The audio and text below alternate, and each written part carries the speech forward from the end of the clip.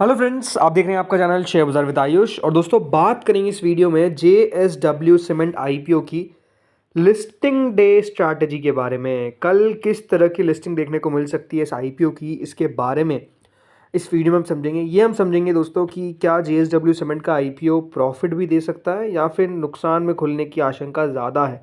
तो आप लोग देखिएगा वीडियो को पूरा ज़रूर, लेकिन उससे पहले अभी तक अगर आपने चैनल को सब्सक्राइब नहीं किया तो ज़रूर सब्सक्राइब कर लीजिएगा। तो दोस्तों, कल JSW सीमेंट लिस्ट होने वाला है। जिनको मिला है ये बात ध्यान रखिएगा, 10 रुपये की इस आईपीओ की फेस वैल्यू है। आपको 147 का एक शेयर मिला है, टोटल 102 शेयर आपको मिलते हुए नजर आए।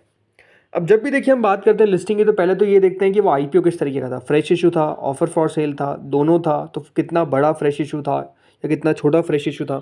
तो ये आईपीओ तो करीबन 3600 करोड़ का था, फ्रेश इशू था करीबन 1600 करोड़ का, एंड ऑफर फॉर सेल था 2000 करोड़ का। यानी जो बड़ा पोर्शन था वो ओएफएस का था। अब हमको पता है कि देखिए ओएफएस का पैसा तो कंपनी के पास नहीं जाता है। कंपनी के पास कितना पैसा जाएगा? कंपनी के पास जाएगा ओनली 1600 करोड़। जो 2000 करोड़ है वो कंपनी के निवेशक जो अपना हिस्सा बेच रहे हैं उनके पास जाता हुआ दिखेगा। तो बात क्लियर है कि छोटा तो दोस्तों इस आईपीओ में फ्रेश इशू था, ठीक है। दूसरी चीज़ हम देखते हैं वो है सब्सक्रिप्शन। तो देखिए सब्सक्रिप्शन इस आईपीओ में अगर देखा जाए तो ऐसा नहीं है कि बहुत ज़्यादा निकल कर आया। क्यूआईबी कैटेगरी 16 गुना सब्सक्राइब होती है। इसका मतलब ये है कि क्यूआईबी की तरफ से इस आईपीओ में 12,000 करोड़ रुपए लगाए गए। एच9 ने करीबन इस आईपीओ को 11 गुना सब्सक्राइब किया, करीबन 6,265 करोड़ एच9 की तरफ से आते हुए दिखे। तो रिटेल कैटेगरी ने 1.91 टाइम इस आईपीओ को सब्सक्राइब किया, 2,409 करोड़ रिटेल की तरफ से आए। टोटल मिलाकर ये आईपीओ करीबन 8.22 टाइम सब्सक्राइब हो पाया। ये करीबन 20,709 करोड़ रुपए कंपनी को टोटल मिलाकर मिलते हुए दिखे। यानी ओवरऑल दोस्तों जो इशू था उसको आप कह सकते हैं सब्सक्रिप्शन जो आता हुआ दिखा वो अपने आप में ऐसा नहीं था कि बहुत ही ज़्यादा दमदार था, बट स्टिल जिस तरीके का दोस्तों रिस्पॉन्स देखने को मिल रहा था शुरुआत में, आखिरी दिन उसके उसके हिसाब से भी अगर देखा जाए तो इट्स एन ओके सब्सक्रिप्शन। ऐसा नहीं कि बहुत ज़्यादा है, ना गुड है ना बैड है, उसके बिटवीन का, यानी ओके सब्सक्रिप्शन। तो दूसरा पॉइंट भी ये हो गया। मतलब पहली चीज़ तो देखिए ये कोई बड़ा फ्रेश इशू नहीं था। फ्रेश इशू ना हो तो क्या प्रॉब्लम होती है बड़ा? तो देखिए फ्रेश इशू का मतलब ये है कि कंपनी को पैसे की ज़रूरत है। अगर कोई कंपनी बड़ा ओएफएस लेकर आ रही है या फिर एक पूरा ओएफएस लेकर आ रही है तो इसका मतलब ये कि कंपनी को पैसों की खास ज़रूरत नहीं है। अब यहाँ पर देखिए पॉइंट क्या है कि कंपनी को पैसों की ज़रूरत भी है, लेकिन ओएफएस भी आ रहा है बिकॉज जो निवेशकों ने शुरुआत में निवेश किया होगा, फिर जो कंपनी के प्रमोटर्स है वो अपना हिस्सा बेचते हुए दिखे इस आईपीओ में ताकि थोड़ा सा कैश इन कर सके। वो गलत बात नहीं है, बट ठीक है, ओएफएस को इस तरीके से देखा जाता है, ठीक है। दूसरा पॉइंट सब्सक्रिप्शन का, तो वो भी ओके हमको आता हुआ नजर आया। तीसरी चीज़ पे आते हैं, वो क्या है? वो है दोस्तों कंपनी का किस तरीके का फाइनेंशियल है। तो आप कंपनी के फंडामेंटल्स देखेंगे तो कंपनी में आपको दिखेगा कि जो रेवेन्यू है वो करीबन 5982 करोड़ था 2023 के अंदर। उसके बाद वो 6114 करोड़ हुआ अगले साल, यानी ग्रोथ देखने को मिली। बट उसके बाद ये जो क्वार्टर आया या फिर पूरा ईयर आया, क्वार्टर नहीं, FY25, वहाँ पे कंपनी आपको रेवेन्यू करती हुई दिखी 163 करोड़ का, यानी ओवरऑल कंपनी 5914 करोड़ का। यानी ओवरऑल जो आपको डिक्रीज देखने को मिला कंपनी के रेवेन्यू में वो कितना, 3% का देखने को मिला। यानी कंपनी का रेवेन्यू 3% से गिरा है। वहीं अब आते हैं कंपनी के प्रॉफिट पे। तो कंपनी का प्रॉफिट 104 करोड़ था इन FY23, फिर 62 करोड़ हुआ इन FY24, लेकिन उसके बाद कंपनी का प्रॉफिट नहीं आता है बल्कि लॉस आता है 163 करोड़ का। तो यहाँ पर भी जो कंपनी का नुकसान है वो हमको देखने को मिला। 62 करोड़ का मुनाफा सीधा 163 करोड़ का हो गया। और वैसे भी अगर आप देखेंगे तो लगातार कंपनी का मुनाफा घटता हुआ ही देखने को मिला, राइट। कंपनी EBITDA पॉजिटिव जरूर है, लेकिन कंपनी के ऊपर बोरिंग भी अच्छी खासी है जो करीबन 6000 करोड़ की है। तो कंपनी के फाइनेंशियल भी आप कह सकते हैं सो एंड सो ही है, कोई खास अच्छे नहीं है, बुरे ही आप कह सकते हैं। बट ये बात ध्यान रखिएगा, ये जो पूरा ईयर था FY25 का, उसमें अगर आप देखेंगे तो सीमेंट कंपनीज ने उतना बहुत अच्छा प्रदर्शन नहीं किया। तो अगर कंपनी के नंबर आपको कम होते हुए देखने को मिल रहे हैं तो उसके पीछे का रीज़न है कि देखिए पूरी इंडस्ट्री कुछ इस प्रकार से रहती हुई देखने को मिली कि जहाँ पर आपको दिक्कतें आती हुई नजर आई, तो उसका असर कंपनी के ऊपर भी पड़ता हुआ देखने को मिला है। मतलब ये बात आप ध्यान रखिए कि बड़ी बड़ी कंपनीज के भी मुनाफे घटते हुए देखने को मिले हैं। तो वो उसी तरीके का याद रखिएगा, पूरा ईयर रहता हुआ देखने को मिला जहाँ पे बढ़िया ग्रोथ होती थी वहाँ पे नहीं हो पाई, ठीक है। कुछ और बातें दोस्तों आपको बताता हूँ कंपनी के बारे में, देन हम सीधे बात करेंगे लिस्टिंग पे। तो दोस्तों JSW सीमेंट जो है वो ये बात ध्यान रखिएगा कि टॉप 10 सीमेंट प्लेयर्स में से एक है।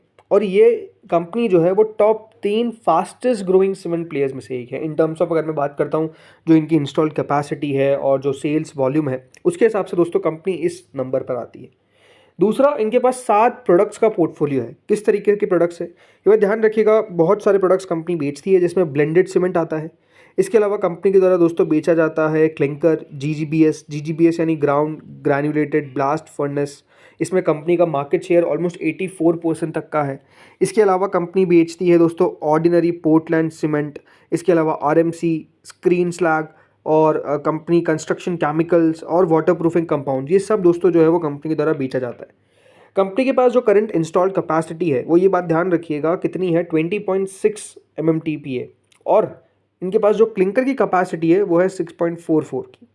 ठीक है, इसके अलावा कंपनी की अगर मैं बात करता हूँ तो दोस्तों कंपनी ने ये कहा है कि वो अपने आप को और बढ़ाते हुए नजर आएंगे। बढ़ाते हुए नजर किस तरीके से आएंगे?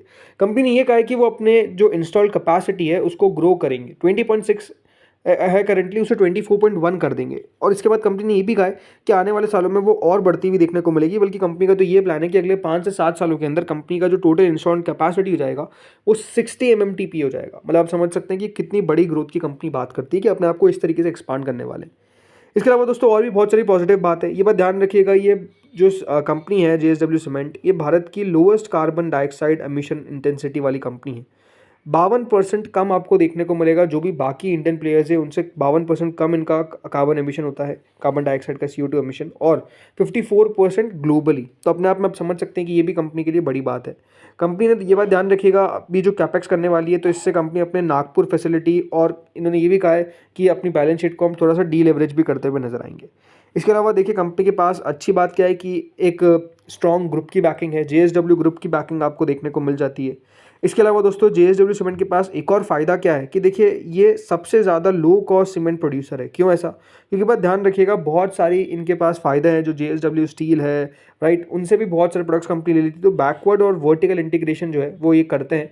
तो इसलिए याद रखिएगा ये one of the lowest, right, low cost cement producer India के अंदर आपको देखने को मिल जाते हैं। तो ये अपने आप में एक बड़ा बेनिफिट है इनके लिए। तो दोस्तों सारी कंपनी की हमने बात कर ली। अब आते हैं कि कहाँ पर लिस्टिंग होने की एक्सपेक्टेशन है। देखिए 147 का प्राइस बैंड है, 102 शेयर आपको मिल रहे हैं। 5,900 करोड़ का रेवेन्यू था, 163 करोड़ का कंपनी लॉस करा। कोई पी निकल कर आती नहीं बिकॉज कंपनी लॉस मेकिंग है, इसलिए रिटर्न ऑन इक्विटी भी नेगेटिव ही है। रिटर्न ऑन कैपिटल एम्प्लॉयड 7% के आसपास है, जो भी कुछ खास नहीं है। आई थिंक यहाँ पर क्लियर बात है कि दोस्तों लिस्टिंग हो सकता है कि पार्ट टू प्रीमियम थोड़ी देखने को मिले। पार्ट टू प्रीमियम मतलब क्यों? देखिए आज बाजार में अच्छी तेज़ी देखने को मिली है। अगर कल भी बाजार में इस प्रकार का मोमेंटम क्रिएट रहा तो इससे दोस्तों JSW को फ़ायदा हो सकता है। बाजार अपने आप में देखिए बहुत महत्वपूर्ण है, मैं हमेशा कहता हूँ। तो बाजार की तेज़ी अगर होती है तो उसका फ़ायदा हमेशा एक बात ध्यान रखिए मिलता है। लेकिन अगर बाजार में कल बड़ी गिरावट हो गई तो उसका भी असर पड़ता हुआ नेगेटिव मिल सकता है। बट स्टिल मेरे हिसाब से देखिए चांसेस नेगेटिव लिस्टिंग के बहुत कम है। इसीलिए 147 to 155 के आसपास मुझे लगता है कि ये लिस्ट होता हुआ नजर आएगा। इसलिए 0 to 800 तक का प्रॉफिट हो सकता है। कंपनी के अंदर देखिए बात थोड़ा सा क्लियर है कि आपको ये जो स्टोरी है, राइट, ये पूरी स्टोरी है आने वाले 2 से 3 सालों की कम से कम। अगर आप देखते हैं ये नो डाउट कि देखिए ग्रोथ भी किक इन होती हुई देखने को मिलेगी, बट थोड़ा सा पेशेंस रखना पड़ेगा। ग्रोथ, बड़ी ग्रोथ की मैं बात कर रहा हूँ, छोटी ग्रोथ तो हो सकता है कि आपको अगले 2 से 3 क्वार्टर में देखने को मिल जाए। बट स्टिल अगर यहाँ पे फोकस करना है आपको तो थोड़ा सा आपको पेशेंस रखना पड़ेगा इस कंपनी के अंदर। मुझे लगता है कि जितने भी निवेशक हैं मेजरली, राइट, उन्होंने निवेश किया है with a point of view कि थोड़ा सा हम होल्ड कर सकते हैं। ऐसा नहीं कि लिस्टिंग पर ही बेच के हमको निकलना है। लिस्टिंग इन होने के चांसेस तो अपने आप में लग ही रहा था कि कम है, तो इसलिए कम ही है। वो ऐसा नहीं होने वाला कि बहुत बड़ा लिस्टिंग इन हो जाएगा, बट मेरे हिसाब से इस प्रकार की लिस्टिंग हो सकती है, राइट। तो ये दोस्तों मेरा व्यू है। होपफुली आपको व्यू समझ में आया होगा। आप लोगों का क्या व्यू है आप लोग मुझे बताइए कमेंट सेक्शन में। इस वीडियो में इतना ही था। Thank you friends for watching this video.